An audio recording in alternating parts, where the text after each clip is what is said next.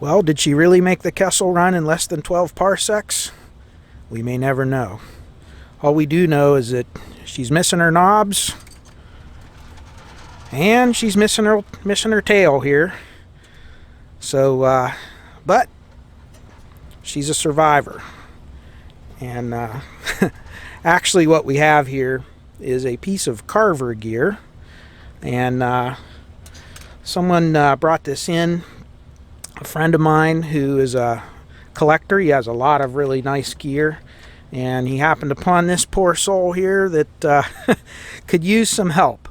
And what we have here is a Carver model.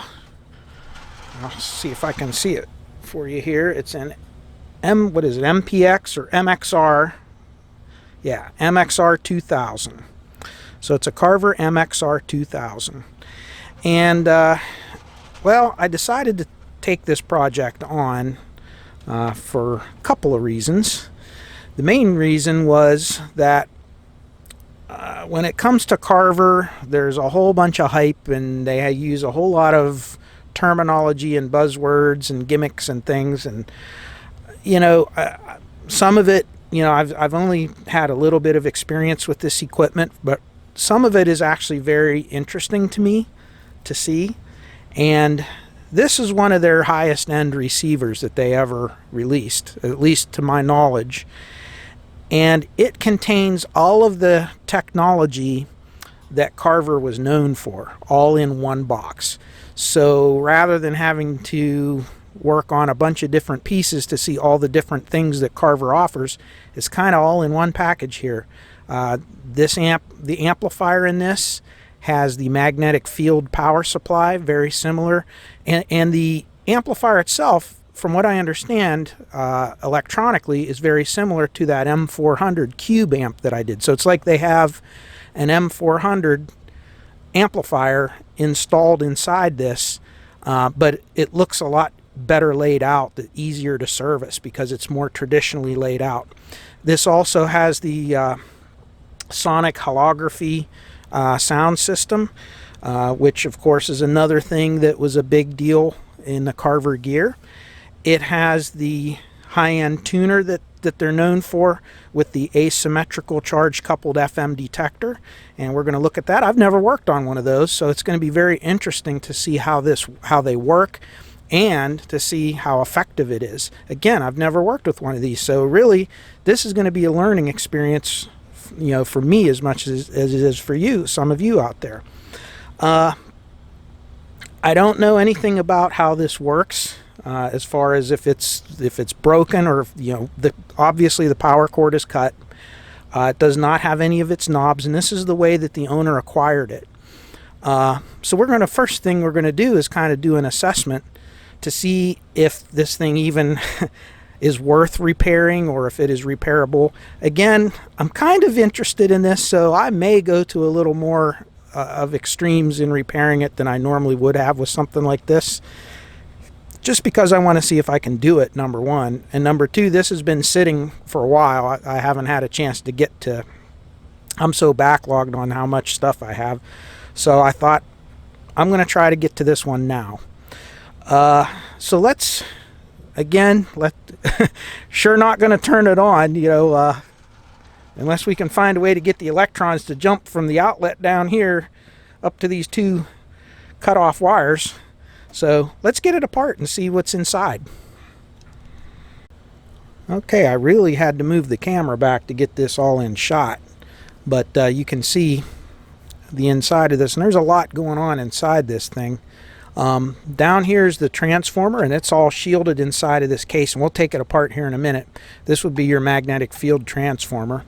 I believe this is the Triac, but I think they're calling it TR08, so I'm assuming that's a Triac under this heatsink, which is part of the magnetic field circuit. This is your power supply, and then this is both the rest of the power supply and the power amplifier. You can see the big heatsink here and the small heatsink down here. This, if I'm not mistaken, is your noise reduction board. And again, I just did a quick glimpse of the schematics and so forth. Down underneath here is going to be your tuner, and then all of your electronics for your display and your selection and your tone control. Everything is all up front here. Now here's the interesting thing. When I took the bottom off, I saw this, and power cord. So somebody has actually clipped off the power cord there and kind of twisted it on here, apparently just to see, maybe somebody was trying to test it to see if it works or something. But we're going to take this off right now. I'm not going to plug anything in till we give this a good once over. Okay, looking inside here, I mean, really the only spot that I see could be questionable is right in here. There's a couple of these little resistors that look like they were warm. They're not burnt, they're not charred, and on the back of the board it's perfect. There's no burn marks, but other than that, everything in here pretty much looks really good. I just dusted it off a little bit with a brush and blew some air in there to kind of get the dust out.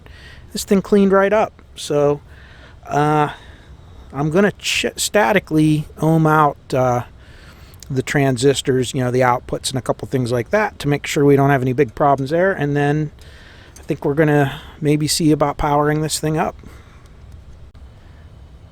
All right, I'm going to try to get this whole thing in the shot here. I have this plugged into my dim bulb tester, and I have a pretty substantial bulb. I have about 118 or 110 watt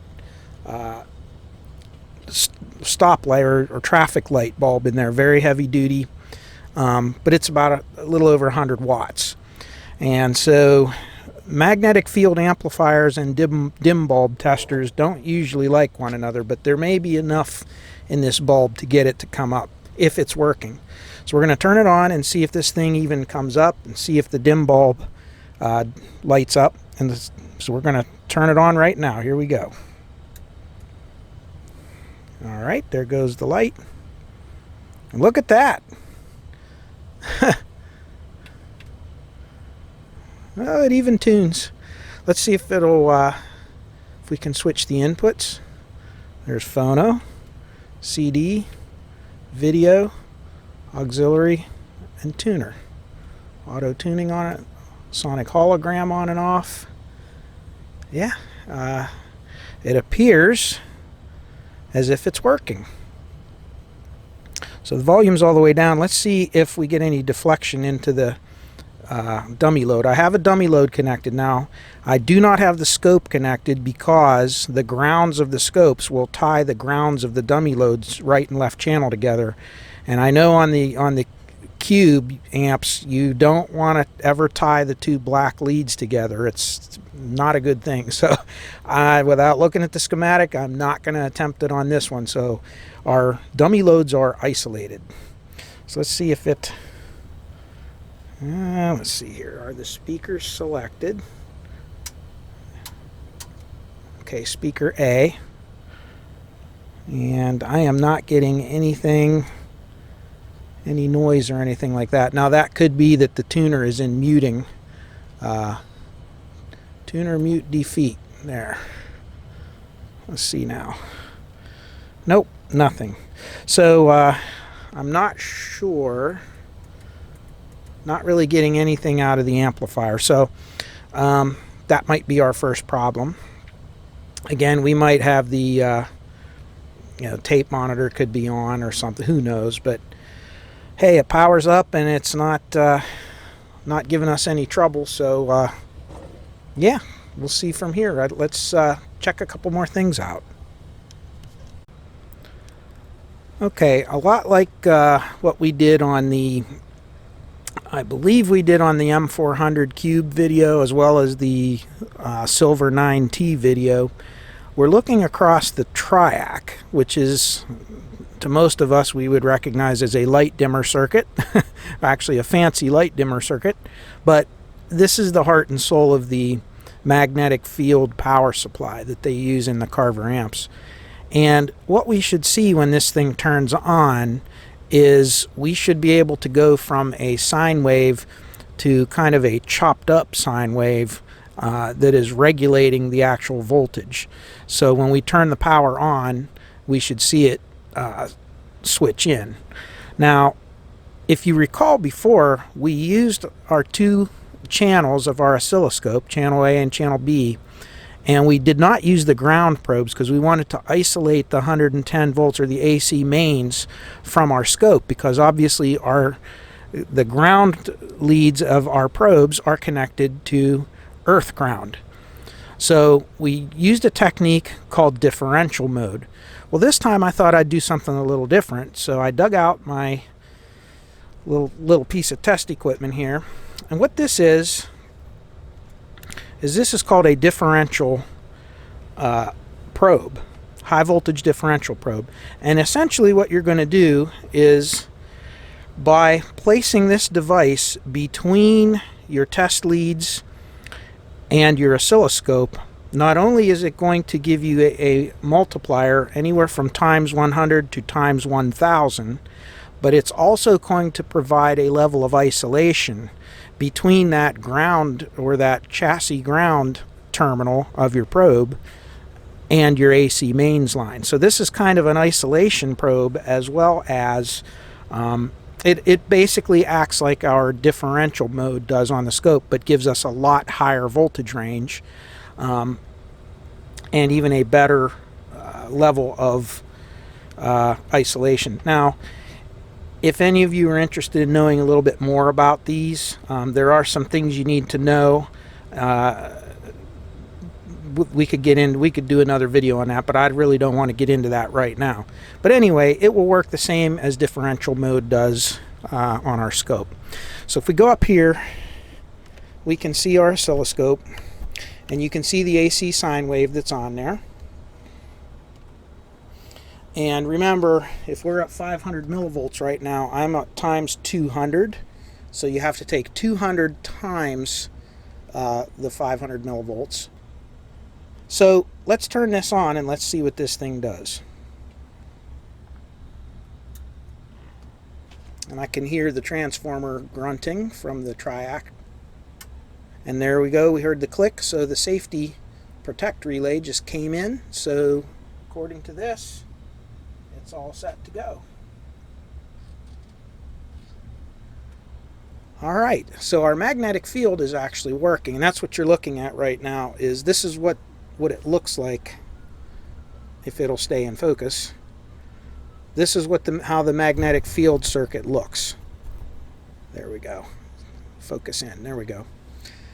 And if we shut it off, it goes back to just a straight sine wave. So that's what it should be doing. So our power supply is functioning, at least at the input side. So now we can look at our DC level output.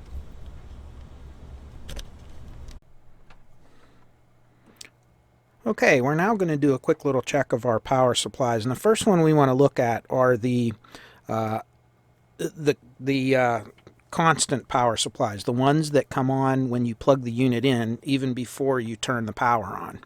So that's these low voltage, and if you look down in here, you should be able to see, maybe, let's get the meter out of the way for a moment, and I'll show you.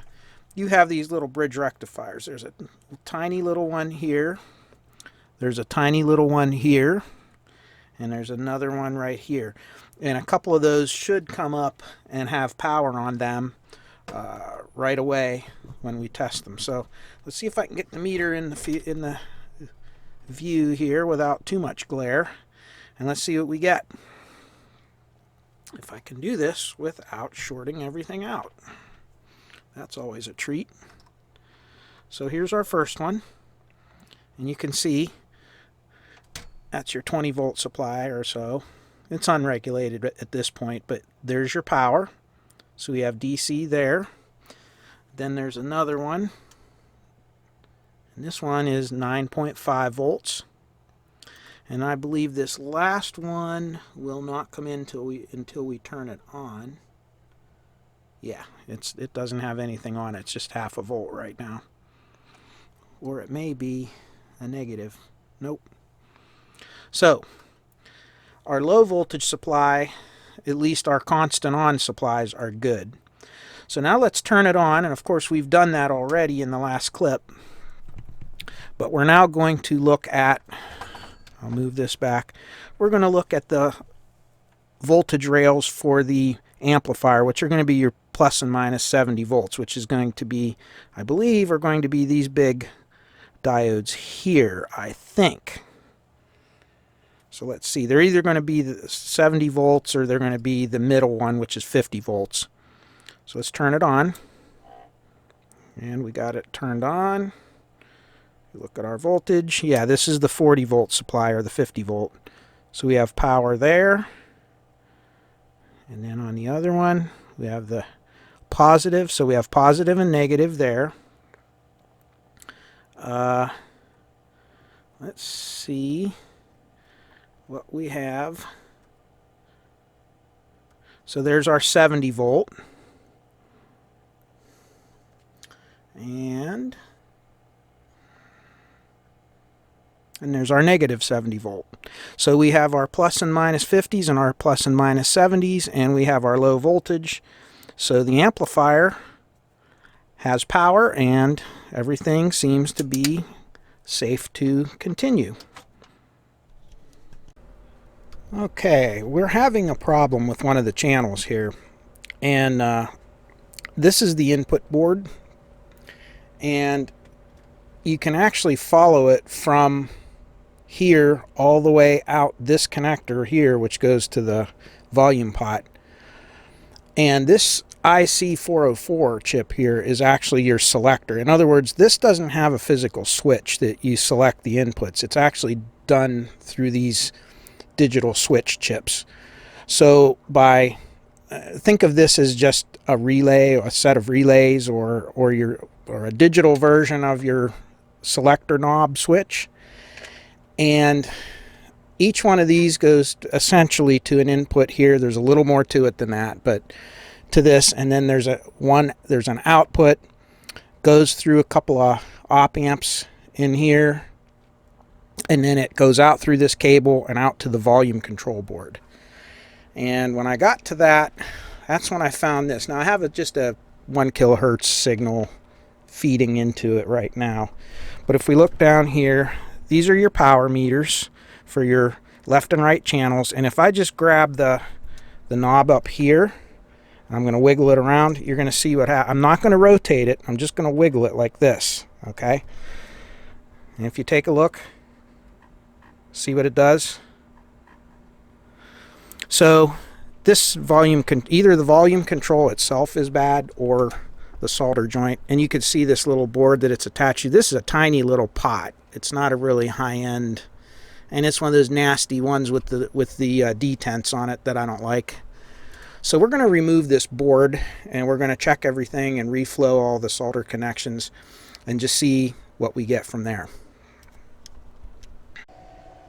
Alright, I removed the faceplate, and one screw here, right here, and then these two nuts, and this board just kind of slides out. So here's your volume pot. And you can see by this white stuff, usually when you see this white crusty stuff, that means somebody has sprayed something, some cleaner or alcohol or something, and it's kind of interacted with the conformal coating on the back of the board, and it causes that white discoloration like that. So I can tell this has been, somebody's tried to clean it or fix it or do something. And I can also tell by the wafers here, this brown Bakelite stuff, how it's kind of discolored a little bit. It's kind of a darker brown.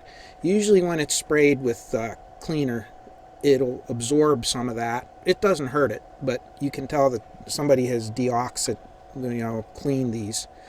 But what I do see very clearly is that these two, one here and one right here, are cracked pretty bad. So I'm going to go ahead and fix that. The other thing I'm going to do is I'm going to remove this altogether and kind of look at it, and depending on how this is put together, I may even choose to remove this detent thing. Again, I'm not a detent person.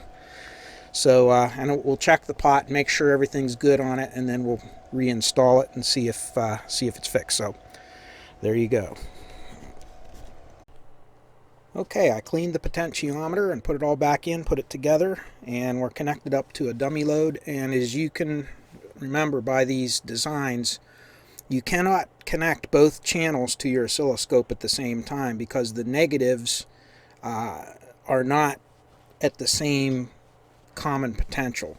The reason they do this with these amplifiers is so that you can actually connect between the positive and positive lead of the left and right channel and actually run this amplifier in bridge mode. So again, since the ground probes are tied together on your oscilloscope, if you connect the ground probe to the negative of each of your left and right channels, you're essentially putting a short across the two amplifiers. So we can only check without, we could use other methods, but I just have one channel connected right now to measure it. And we're getting a very healthy 217 watts per channel out of this amp. And you can hear the hear the magnetic field transformer grunt and groan as you go through the power. And then once it gets to maximum power, it actually settles down because most of the energy is getting out to the amplifier and to the power supply, and the transformer smooths out. So I don't know if you'll be able to hear this or not on the microphone, but we'll try. Here we go.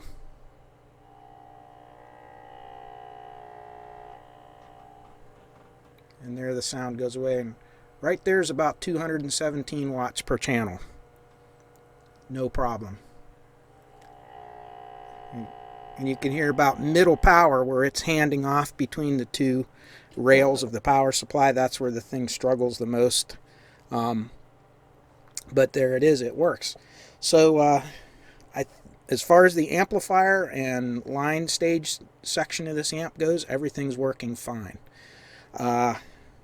Looking inside here, there's a couple little things that I may address. The first thing that you'll notice down here is there is some of that conductive glue that has dried out and turned that dark brown color, and it is very corrosive. So that's going to have to be cleaned before this thing would go back into use anywhere. The other thing was there was one little spot here. It looks like a little bit of a hot spot. You can tell it's not burned, but you could tell this area has been warm. So I may want to replace a couple of these resistors and clean it just for future proofing it. And then last but not least, you have that same glue on these, but it's not dried out yet, but it should be removed and cleaned as well. And it's even starting to wreak havoc. I don't know if you can see it down in here. Very, very hard to see, but in there, right here, you have these three jumpers. They're actually encased in that glue, and they're actually starting to corrode. You can actually see it inside there. Strangely enough, these transistors are held in with like a silicone. It's not that glue, and it's non-corrosive, and that seems to be, other than the capacitors, the only what they used everywhere else. So really, those couple spots I showed you would be the only cleaning that I would have to do if we decided to go through and finish restoring this. Recapping. Well, I don't know if the owner's going to want to go that far with this thing or not. Everything's working fine. I don't see any problems. These are good quality Rubicon capacitors, and you can tell that by the time Carver got to building these, their quality control seemed to be getting a lot better than their early ones that looked a lot more kind of handmade, and they would vary from one unit to the other. This one actually looks kind of professionally done. The circuit boards are neatly done. The solder jobs are very good. The components all match. They look like they went to one manufacturer for each type of cap and things like that. And being that this is not an early 1970s receiver, we could probably let this one go a little while before we have to worry about recapping it, with the exception of maybe cleaning up those couple areas. So I'll talk to the owner, see what he says, but let's go through and check some of the other things, check the alignment on the tuner. This is a very unique tuner with the asymmetrical charge coupled FM detector. That's something new and different, so we'll take a look at that. And I don't know. We'll see. Well, this one's about ready to, do some cleanup and give it back. All right. So it has been probably the better part of 2 weeks or even more since I last got some time to get down on the bench here. This video has been painfully slow to make because of how busy things have been at work and, with the family life and all that. So here's my first chance on the weekend here to get a little bit of time on this and continue what we're doing. Since our last video clip, I've cleaned things up a little bit, straightened out the covers, especially the one that was just really badly distorted, the bottom cover. Cleaned up the faceplate. I spoke to the owner, and he actually has an original set of knobs for this, so he has so graciously agreed to send them to me so we can replace the knobs. In the meantime, I just put a temporary knob here for the volume. And I'm losing my voice. And if you look over here, well, let me clean some things up here. And if you look over here, we made a new set of side panels. There's the right, and over here is the left. And honestly, all I really did was just a quick, I had a piece of pretty decent condition piece of oak down at the wood shop, and with the limited time I had, I just reproduced what they had. It's just a flat piece of wood. Just took to the router table, rounded the edges over a little bit, countersunk the holes the same way, and I think it looks pretty nice. Did a quick spray job on it. It's still a little bit, it's not tacky, but not dry enough yet to steel wool it or anything like that. But it actually turned out pretty nice, and it looks much better than the particle board cover that these did have, that had the corners broken off and all that. It makes it look a lot better. Now, to be honest, this video pretty much could end right now because there was really nothing other than the volume pot. There was really nothing that this amplifier needed, or this receiver needed. The alignment is spot on. All the components and so forth seem to be in perfect condition, with the exception of those two little capacitors with the glue that I cleaned up. The performance is exceptional as far as, for how this goes. So, this amp looks like it was fairly well used in its day, but yet it was in extremely good condition. Even the inside of it was pretty clean. It just needed a little light dusting, and there's no dirt in it. I don't see any reason to go through a major recap or restore on this because it is performing very well.